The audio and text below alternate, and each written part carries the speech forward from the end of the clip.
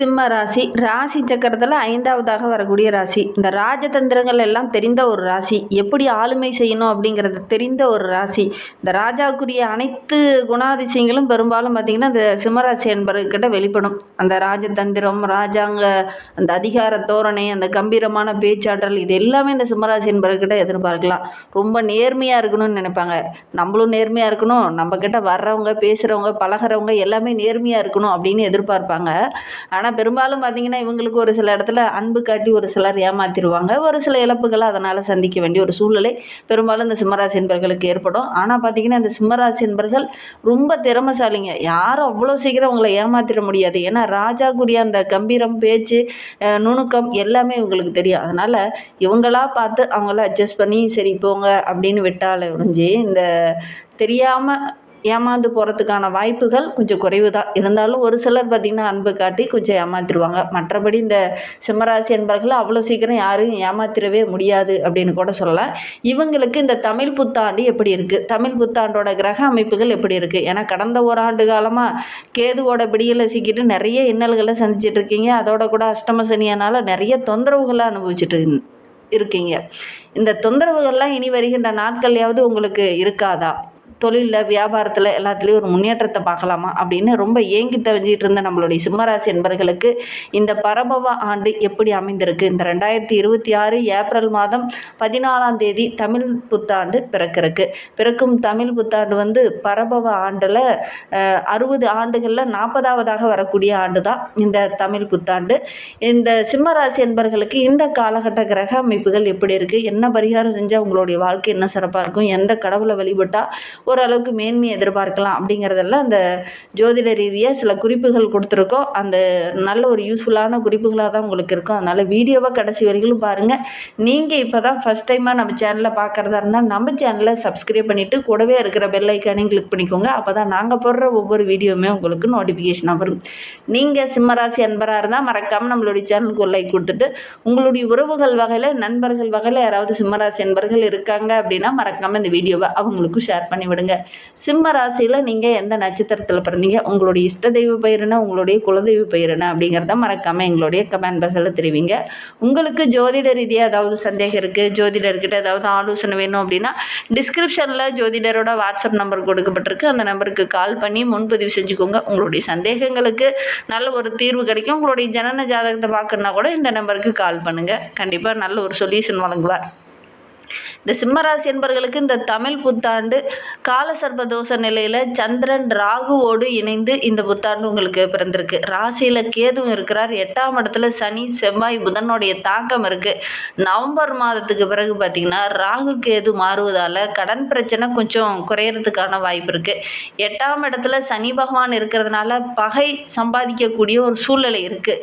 எதிரிகள் யார் அப்படின்னு தெரியாமலே அவங்ககிட்டயே நெருங்கி பழகக்கூடிய ஒரு சூழ்நிலை இந்த காலகட்டத்தில் இந்த சிம்மராசி என்பவர்களுக்கு ஏற்படும். அதனால் யார் எதிரி, யார் பகையாளி அப்படிங்கிறத புரியாமலே இந்த காலகட்டத்தில் நீங்கள் எல்லாருக்கிட்டையும் ஒரு அன்பாக, பாசத்தோடு எல்லா விஷயத்துலையும் இறங்குவீங்க. அது உங்களுக்கு ஒரு சில இன்னல்களை இந்த காலகட்டத்தில் கொடுக்கும். அதனால் யாருக்கிட்ட எப்படி பேசணும் அப்படிங்கிறத கொஞ்சம் நிதானமாக அணுகிறது இந்த காலகட்டத்தில் நல்லது. வேகத்தை விட இந்த காலகட்டத்தில் ரொம்ப விவேகம் இருக்கணும். விவேகம் இருந்துச்சுன்னா தான் இந்த காலகட்டத்தில் எதிரிகள் யார், நண்பர்கள் யார் அப்படிங்கிறத உங்களால் புரிஞ்சுக்கிட்டு அவங்கக்கிட்ட செயல்பட முடியும். இல்லை அப்படின்னா ஒரு சில ஏமாற்றங்களை சந்திக்க வேண்டிய ஒரு சூழ்நிலையில் இந்த சிம்மராசி என்பவர்களுக்கு இந்த காலகட்டத்தில் ஏற்படும். நெருங்கிய உறவுகளுக்கிட்டேயே ஒரு சில இன்னல்களை சந்திக்க வேண்டிய ஒரு சூழ்நிலை இருக்குது. சொந்த பந்தங்கிட்ட இந்த காலகட்டத்தில் கடன் வாங்குறத நீங்கள் தவிர்த்துக்கோங்க. நீங்கள் யாருக்காவது சொந்த பந்தங்களுக்கு கடன் வாங்கி வெளிநபர்கிட்ட கொடுக்குறீங்க அப்படின்னா கொஞ்சம் கவனமாக இருக்கிறது நல்லது. மற்றவங்களுக்காக நீங்கள் ஜாமீன் போட்டு ஒரு சில விஷயங்களில் மாட்டிக்கொள்ளக்கூடிய ஒரு சூழ்நிலையெல்லாம் இருக்குது. மற்றவங்களுக்காக உங்களுடைய பேர் ஒரு சில இடத்துல கெட்ட பேர் வரத்துக்கான ஒரு சூழ்நிலையெல்லாம் இருக்குது. அதனால் இந்த சிம்மராசி என்பர்கள் இந்த காலகட்டத்தில் யாருக்கும் ஜாமீன் போட வேண்டாம், யாருக்கும் ரெக்கமெண்ட் பண்ண வேண்டாம். பொதுவாக இந்த காலகட்டம் நம்மளுடைய சிம்மராசி என்பர்கள் கொஞ்சம் அமைதியாகவும் ரொம்ப பொறுமையாகவும் இருக்கிறது தான் நல்லது. ஏன்னா கிரக அமைப்புகள் உங்களுக்கு அவ்வளவு சாதகமாக இல்லை. அதனால் ரொம்ப கவனமாக இருக்கணும். சிம்மராசியில் இருக்கக்கூடிய அன்பர்கள் அப்பா மகன் உறவில் சின்ன சின்ன இன்னல்கள், தேவையில்லாத வாக்குவாதங்கள், சண்டை சச்சரவுகள் அப்பப்போ வர்றதுக்கான ஒரு சூழ்நிலை இருக்குது. தந்தையார்கிட்ட பேசும்போது கொஞ்சம் கவனமாக பேசுங்க. வாக்குவாதம் அதிகமாக பண்ணுறத கொஞ்சம் குறைச்சிக்கோங்க. ஏன்னா சண்டை, கருத்து வேறுபாடு இந்த மாதிரி அதிகமாக வர்றதுக்கான ஒரு சாத்தியக்கூறு இருக்குது. அது ஒரு சில இடத்துல பிரிவினை வருவதற்கான ஒரு சாத்தியக்கூறு இருக்குது. அதனால் முடிந்த அளவுக்கு இந்த காலகட்டத்தில் இந்த சிம்மராசி என்பர்கள் தந்தைக்கிட்ட பேசும்போது ரொம்ப பொறுமையாக பேசுங்க. தேவையில்லாத வாக்குவாதங்களை தவிர்த்துக்கோங்க. முடிந்தால் கொஞ்சம் பிரிந்து தனியாக இருக்கிறது இந்த காலகட்டத்தில் உங்களுக்கு நல்லது. வேலை காரணமாகவோ தொழில் காரணமாகவோ கொஞ்சம் தனியாக இருக்கிறதுக்கு முயற்சி பண்ணுங்கள். ஒரு சின்ன விஷயம் கூட பெருசாக சண்டை சச்சரவாக வர்றதுக்கான ஒரு சூழ்நிலை இருக்குது. கொஞ்சம் கவனமாக இருக்கிறது இந்த காலகட்டத்தில் இந்த சிம்மராசி என்பர்களுக்கு நல்லது அப்படின்னே சொல்லலாம். அல்லது தந்தையாருக்கு ஏதாவது ஆரோக்கிய ரீதியாக சின்ன சின்ன தொந்தரவுகள் இந்த காலகட்டத்தில் வரலாம். சின்னதாக பிரச்சனை இருக்கும்போதே உடனடியாக மருத்துவர்கிட்ட போய் உரிய ஆலோசனை பெற்றிருக்கிறது இந்த சிம்மராசி அன்பர்களுடைய அப்பாவுக்கு ரொம்ப நல்லது அப்படின்னே சொல்லலாம். பிள்ளைகளுக்கு கொஞ்சம் ஏற்ற இறக்கமான ஒரு சூழ்நிலை தான் இந்த காலகட்டத்தில். ஒரு சிலருக்கெல்லாம் புதுசாக வரன் பார்க்கலாமா அப்படிங்கிற மாதிரி இறங்குவீங்க. அந்த வரனில் சின்ன சின்ன இடைஞ்சல்கள், ஒரு சிலர்லாம் வரன் தர்ற மாதிரி கொடுக்குற மாதிரி வருவாங்க. அப்புறம் பார்த்திங்கன்னா ஒரு சில தவறுதலான புரிதல்னால இல்லை அப்படிங்கிற மாதிரி சொல்லிடுவாங்க. அதனால் குடும்பத்துக்குள்ளேயே ஒரு சில இன்னல்களை சந்திக்க வேண்டிய ஒரு சூழ்நிலை இந்த சிம்மராசி என்பர்களுக்கு இந்த காலகட்டத்தில் ஏற்படும். அதனால் எந்த ஒரு விஷயத்தில் இறங்குறதா இருந்தாலும் தீர விசாரிச்சுட்டு அதுக்கப்புறம் நீங்கள் இறங்குங்க. அவசரப்பட்டு எந்த ஒரு விஷயத்துலையும் நீங்கள் இறங்க வேண்டாம். யாருக்கு வாக்குறுதி இந்த காலகட்டத்தில் நீங்கள் கொடுக்க வேண்டாம் அப்படின்னே சொல்லலாம். மற்றவங்க குடும்ப விஷயங்களில் நீங்கள் இந்த காலகட்டத்தில் தலையிட்டீங்கன்னா கூட அது உங்களுக்கு ஒரு சில இடத்துல கெட்ட பேரை வாங்கி கொடுத்துரும். அதனால் முடிந்த அளவுக்கு இந்த சிம்மராசி என்பர்கள் அடுத்தவங்களுடைய விஷயத்துலையும் சரி, யாருக்காகவும் ஜாமீன் போடாதீங்க, யாருக்காகவும் வாக்குறுதி கொடுக்காதீங்க. முக்கியமாக அடுத்தவங்க ஏதாவது ஹெல்ப்பு, ஏதாவது பிரச்சனை, அந்த பிரச்சனையை சரி செய் அப்படிங்கிற மாதிரி நின்னாங்கன்னா கூட கொஞ்சம் கவனமாக பேசுங்க. அலசி ஆராயாமல் எந்த ஒரு விஷயத்துலையும் நீங்கள் தலையிட வேண்டாம்.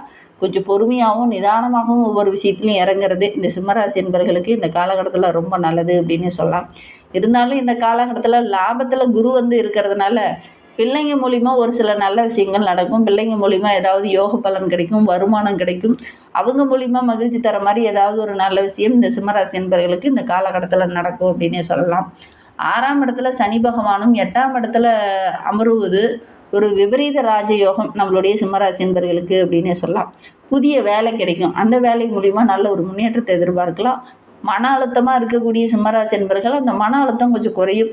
குரு பயிற்சிக்கு அப்புறம் பார்த்திங்கன்னா ஜூன் 2 தேதியிலேருந்தே பார்த்திங்கன்னா குரு பகவான் கடகராசியில் உச்சமடையும் போது குரு அஷ்டமஸ்தானத்தில் பார்க்கும்போது தொந்தரவுகள், பிரச்சனைகள் இதெல்லாம் கொஞ்சம் கொஞ்சமாக குறைய ஆரம்பிக்கும். பெருசாக பாதிப்புலேருந்து கொஞ்சம் தப்பிக்கிறதுக்கான வழிகள் கிடைக்கும். ஒரு யோக பலன் கிடைக்கும். தெய்வ அருளும் உங்களுக்கு பரிபூர்ணமாக கிடைக்கும். தெய்வ அருள் கிடைக்கிறதோட முன்னோர்களுடைய அருள், முன்னோர்களுடைய அறிவுரை இதெல்லாம் கிடைக்கும். அதன் மூலிமா நல்ல ஒரு மேன்மையை நம்மளுடைய சிம்மராசி என்பர்கள் எதிர்பார்க்கலாம். தெய்வ திருத்தலங்களுக்கெல்லாம் செல்லும்போது உங்களுடைய வாழ்க்கை இன்னும் ஒரு ஸ்டெப் மேலே வர்றதுக்கான வாய்ப்புகள் அதிகமாக கிடைக்கும். இந்த காலகட்டத்தில் இதற்கு முன்னாடி கொஞ்சம் கவனமாக தான் இருக்கணும். தேவையில்லாத வாக்குவாதம், பிரச்சனை, வெளிநபர்கிட்ட பேசும்போது கொஞ்சம் கவனமாக பேசுகிறது, இதெல்லாம் கொஞ்சம் செயல்படுத்துறது இந்த சிம்மராசி என்பர்களுக்கு இந்த காலகட்டத்தில் ரொம்ப நல்லது அப்படின்னு சொல்லலாம்.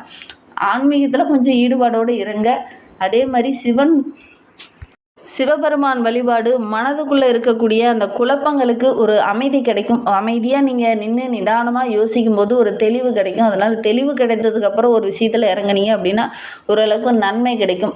குழப்பமான மனநிலையில் ஒரு விஷயத்தில் ஒரு தொழிலையோ ஒரு வியாபாரத்துலேயோ ஒரு வேலையிலையோ இறங்குனீங்கன்னா கொஞ்சம் இடைஞ்சலாக அமையக்கூடிய ஒரு சூழல் இருக்குது.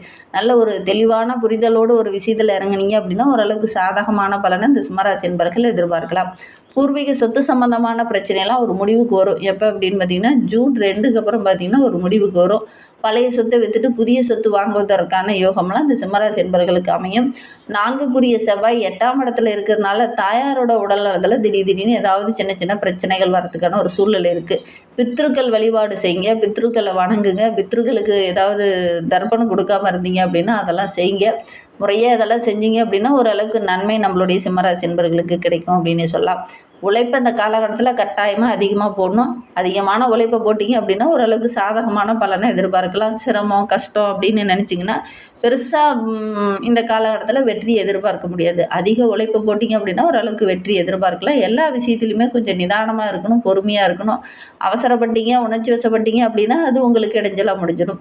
தவறுதலான சேர்க்கை, பழக்கவழக்கங்கள் இந்த விஷயத்தில் கொஞ்சம் கவனமாக இருந்துக்கோங்க. இல்லை அப்படின்னா தேவையில்லாத கெட்ட பேர் வர்றதுக்கான ஒரு சூழ்நிலை இருக்குது.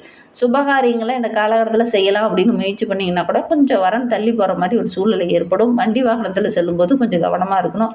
மறைமுகமாக நிறைய எதிரிகள் உருவாகுவாங்க. அதனால் கொஞ்சம் கவனமாக இருக்கிறது இந்த காலகட்டத்தில் இந்த சிம்மராசி என்பவர்களுக்கு ரொம்ப நல்லது அப்படின்னு சொல்லலாம். மறைமுகமாக நிறைய எதிரிகள் உருவாகி ஒரு சில தொல்லைகளை கொடுத்துக்கிட்டே இருப்பாங்க. ஆரோக்கிய ரீதியாகவும் கொஞ்சம் பிரச்சனைகள் அப்பப்போ உங்களுக்கு வர்றதுக்கான ஒரு சூழ்நிலை இருக்குது. ஒரு சிலருக்கெல்லாம் கடன் கொடுக்கல் வாங்கல் விஷயத்தில் ஒரு சில பிரச்சனைகள், இன்னல்கள், கெட்ட பேர் இதெல்லாம் வர்றதுக்கான ஒரு சூழ்நிலை இருக்குது. இந்த கிரெடிட் கார்டு சம்மந்தமான பிரச்சனையும் ஒரு சில சிம்மராசி என்பவர்களுக்கு இந்த காலகட்டத்தில் வரும். டாக்குமெண்ட் சம்மந்தமான பிரச்சனைகளும் ஒரு சிலருக்கு வர்றதுக்கான சாத்தியக்கூறு இருக்குது. அதாவது முக்கியமான ஆவணங்களை கையெழுத்து போடுறீங்க அப்படின்னா அதெல்லாம் கரெக்டாக இருக்கா அப்படிங்கிறத ஒரு முறைக்கு பல முறை செக் பண்ணுங்கள். குறிப்பாக கூட்டு தொழிலில் இருக்கிறவங்க ரொம்ப கவனமாக இருக்கணும். அவசரப்பட்டு எந்த ஒரு டாக்குமெண்ட்லேயும் டக்குன்னு கையெழுத்து போட வேண்டாம். நம்மளால் தானே, நம்மளுடைய உறவு தானே, நம்மளுடைய நண்பன் தானே, நம்மளுடைய கூட்டாளர் தானே நீங்கள் அவசரப்பட்டு கையெழுத்து போட்டிங்கன்னா ஒரு சில பிரச்சனைகளை மாட்டிக்கொள்ளக்கூடிய ஒரு சூழ்நிலை இருக்குது. அதனால் முடிந்த அளவுக்கு டாக்குமெண்ட்லாம் கரெக்ஷன் பார்த்துட்டு அதுக்கப்புறமேட்டு நீங்கள் கையெழுத்து போடுங்க. பெருசாக இந்த காலகட்டத்தில் முதலீடு போடுறீங்க அப்படின்னா ஒரு முறைக்கு பல முறை யோசித்து அதுக்கப்புறம் இறங்குறது நல்லது. உங்களுடைய ஜனன ஜாதகத்தை ஒரு முறை பார்த்துக்கோங்க. தேவையில்லாத வன்பு வழக்கு, தேவையில்லாத பிரச்சனை இதெல்லாம் வர்றதுக்கான வாய்ப்புகள் அதிகமாக இந்த சிம்மராசி என்பவர்களுக்கு இருக்குது. அதனால் எல்லா விஷயத்துலையுமே கொஞ்சம் கவனமாகவும் பொறுமையாகவும் தான் இருக்கணும். அவசரப்பட்டு எந்த ஒரு காரியத்துலையுமே இறக்க வேண்டாம். இன்னும் வாழ்க்கை கொஞ்சம் சிறப்பாக இருக்கணும், கொஞ்சம் மகிழ்ச்சிகரமாக இருக்கணும், நிறைய கஷ்டமாகவே இருக்குது, மனதில் ஒரு அமைதி இல்லை அப்படின்னு நினைக்கிறவங்க திருவண்ணாமலைக்கு போய் அண்ணாமலையாரையும் உண்ணாமலை அம்மையாரையும் வழிபட்டுட்டு வாங்க. நீங்கள் எடுக்கிற காரியங்கள் உங்களுக்கு வெற்றியாக அமையும். பௌர்ணமி நாட்களில் போய் இது செய்யுங்க. கண்டிப்பாக நல்ல ஒரு சாதகமான பலன் கிடைக்கும். நம்பிக்கையோடு செஞ்சு பாருங்கள். இந்த மாதிரி பயனுள்ள தகவலை தொடர்ந்து கேட்க நம்ம சேனலை சப்ஸ்கிரைப் பண்ணிக்கோங்க. தேங்க்யூ.